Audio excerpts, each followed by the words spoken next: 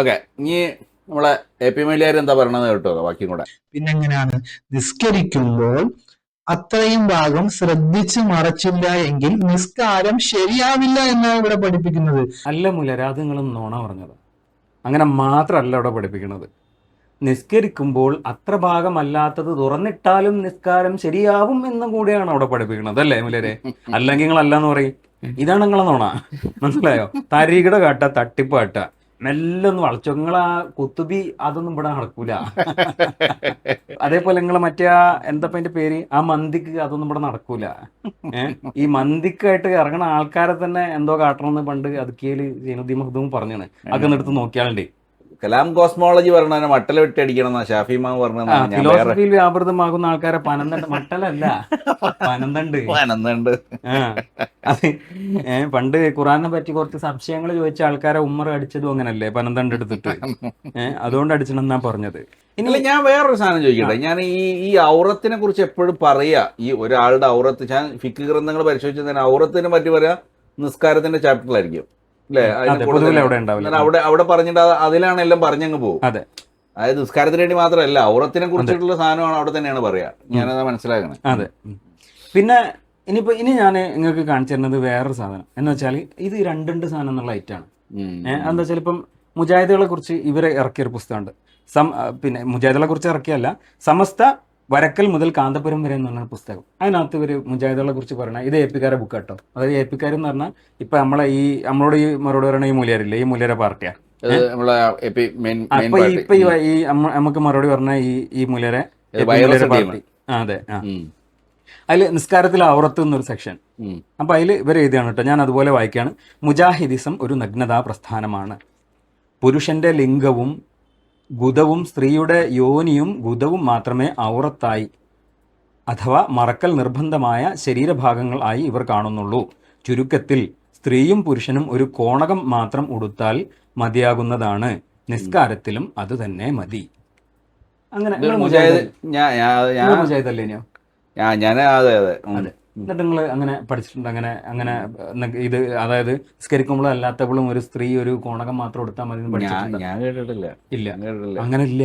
കാര്യം എന്താ വെച്ചാൽ ഞാൻ പഠിച്ചത് ഇ കെ സുന്നി മദ്രസയിലായിരുന്നു. അതെ. എന്നിട്ട് പിന്നീടാണ് ഇതെന്താ വെച്ചാല് ഒരു MCC മൗലവിന്റെ ഒരു ഉദ്ധരണിനെ മൂപ്പര് 3 ഔറത്തുകൾ വിശദീകരിക്കണ ഭാഗത്ത് ഒന്ന് നമ്പർ ഇട്ടിട്ട് ഒന്നാമത്തെ ഒരു ഔറത്തിനെ കുറിച്ച് പറയുന്നുണ്ട്. അതായത് സൗഅത്തൈനി മാത്രമുള്ള ഒരു സ്ഥലം പറയുന്നുണ്ട്. അപ്പൊ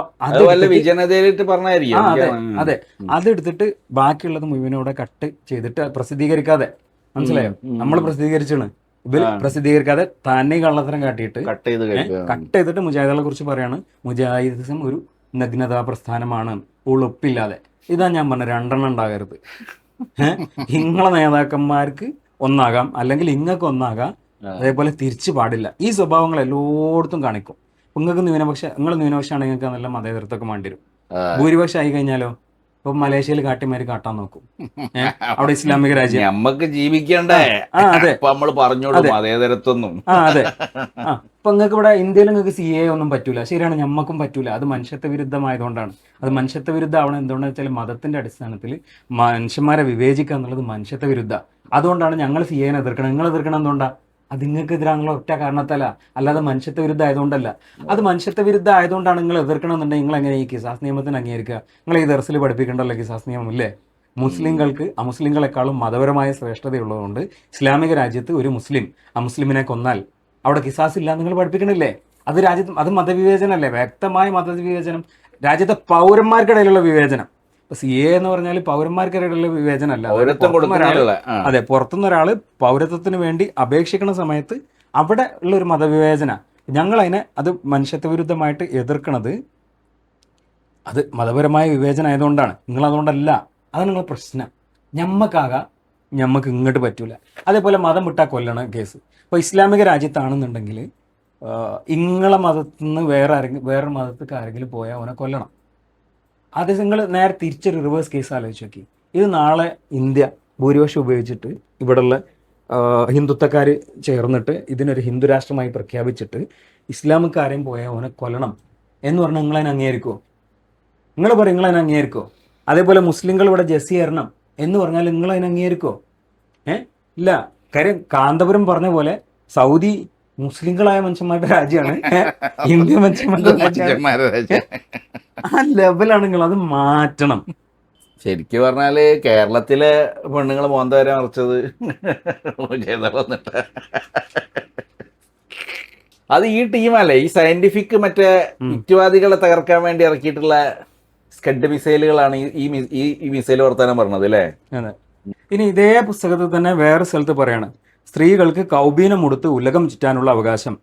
സ്ത്രീകൾക്ക് പള്ളിയിൽ പോകാനുള്ള അവകാശം മാത്രമല്ല, മുസ്ലിം സ്ത്രീകൾക്ക് അവകാശമുണ്ടോ എന്ന ക്ഷുദ്രകൃതിയിൽ MCC സ്ഥാപിച്ചു കൊടുത്തത് കൗബീനം അഥവാ കോണകം മാത്രം ധരിച്ചുകൊണ്ട് നിസ്കരിക്കാനും ലോകം ചുറ്റാനുമുള്ള രണ്ടാമതൊരു അവകാശം കൂടി മൗലവി സാഹിബ് ഖുർആാനിൻ്റെയും സുന്നത്തിൻ്റെയും അടിസ്ഥാനത്തിൽ സ്ത്രീകൾക്ക് നേടിക്കൊടുക്കുന്നു.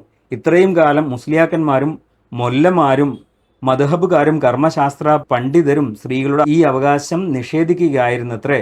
ശരീരം ശരിയായി മറക്കാതിരിക്കുക എന്ന കാരണത്താലാണ് സ്ത്രീകൾക്ക് പള്ളിയും ഈദ്ഗാഹും വിലക്കിയതെങ്കിൽ മൗലവിക്ക് പറയാനുള്ളത് ഇങ്ങനെയാണ് എന്ന് പറഞ്ഞിട്ട് മൂപ്പര് മൗലവിയുടെ ഇബാറത്ത് വീണ്ടും ഇതേപോലെ തട്ടിപ്പാട്ട കാട്ടുന്നത്.